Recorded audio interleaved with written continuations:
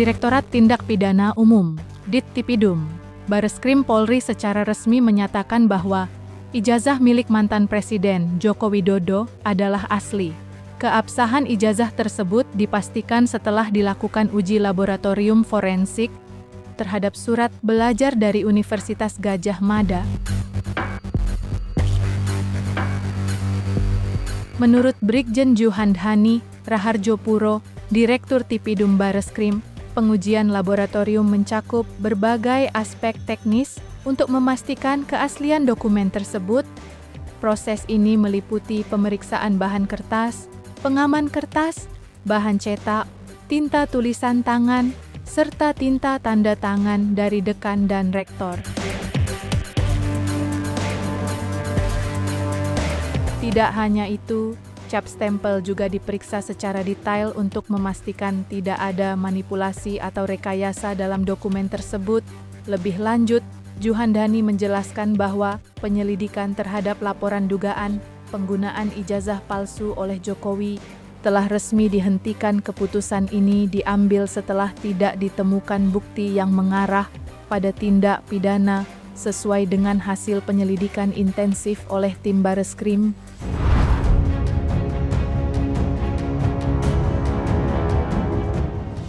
Penyelidik juga menemukan fakta Bapak Insinyur Joko Widodo adalah benar lulusan SMA 6 Surakarta yang juga merupakan SMPP Surakarta pada tahun 1980 melalui bukti: 1. Adanya asli surat tanda tamat belajar nomor 26916 atas nama Joko Widodo yang telah diuji secara laboratoris dari bab 1 sampai dengan terakhir oleh Puslapor. Mesin ketik yang digunakan adalah tipe Pika. Khusus lembar pengesahan skripsi dibuat dengan handpress, letterpress, sehingga apabila diraba tulisannya rata, tidak rata atau cekung. Terhadap uji lapor tersebut sesuai dengan keterangan dari pemilik percetakan saat itu, sehingga terjawab tidak ada proses cetak menggunakan alat lain selain mesin ketik dan alat cetak handpress atau letterpress. Penyelidik mendapatkan dokumen asli ijazah sarjana kehutanan nomor 1120 atas nama Joko Widodo dengan NIM 1681 KT Fakultas Kehutanan UGM pada tanggal 5 November 1985 yang telah diuji secara laboratoris. Berikut sampel pembanding dari 3 rekan pada masa menempuh perkuliahan di Fakultas Kehutanan UGM, meliputi bahan kertas, pengaman kertas, teknik cetak, tinta tulisan, tinta tulisan tangan, cap stempel, dan tinta tanda tangan milik dekan dan rektor.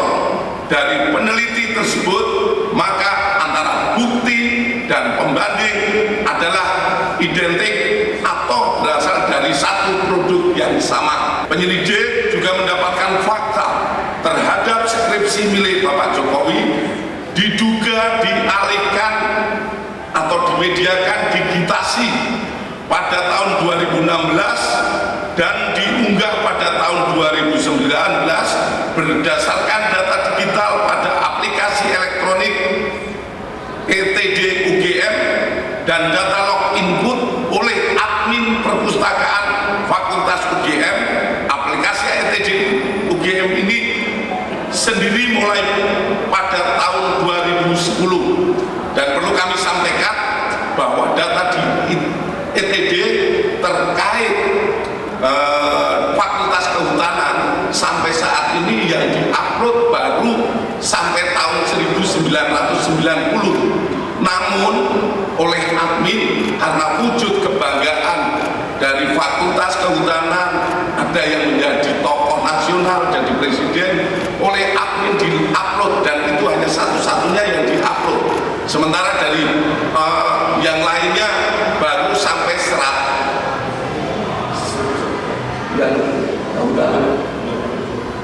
kehutanan baru sampai lulusan tahun 1990. Terhadap hasil penyelidikan ini telah dilaksanakan gelar perkara untuk memberikan kepastian hukum dengan hasil tidak ditemukan adanya tindak pidana.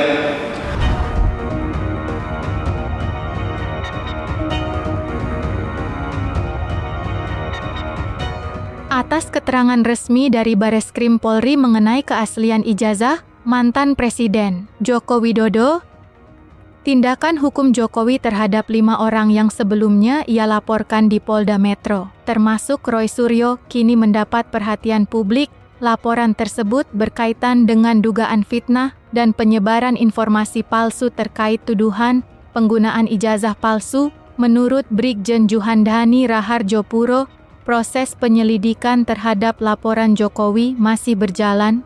Polda Metro Jaya saat ini tengah mendalami bukti-bukti dan keterangan yang diajukan untuk menguatkan laporan tersebut. Dalam pernyataannya, Juhandhani menegaskan bahwa pihak kepolisian akan bekerja secara profesional dan objektif dalam menangani kasus ini. Lantas, seperti apa reaksi pakar hukum Togar Situmorang dalam menyiasati panasnya kasus ini?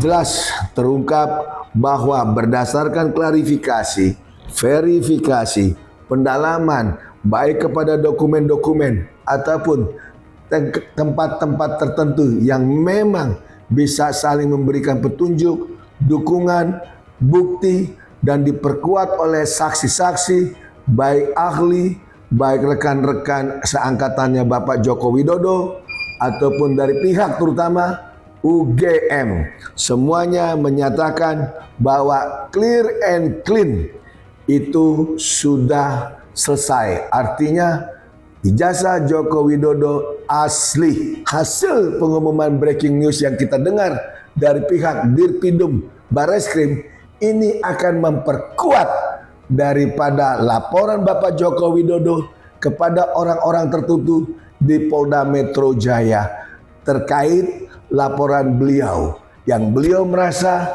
dicemarkan, diinjak-injak harga dirinya, yang dikatakan ijazah dia palsu. Bahkan lebih tragis, digugat di pengadilan negeri. Ini yang kita sangat sayangkan.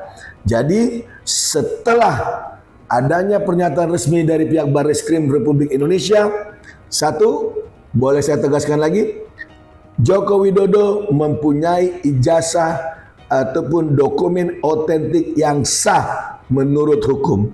Kedua, laporan di Bareskrim oleh orang-orang yang dipimpin Bapak Profesor Egy Sujana tidak ditemukan unsur pidana dalam proses penerbitan ataupun pengumuman dan penggunaan dari ijazah tersebut. Dan yang ketiga, isu yang beredar yang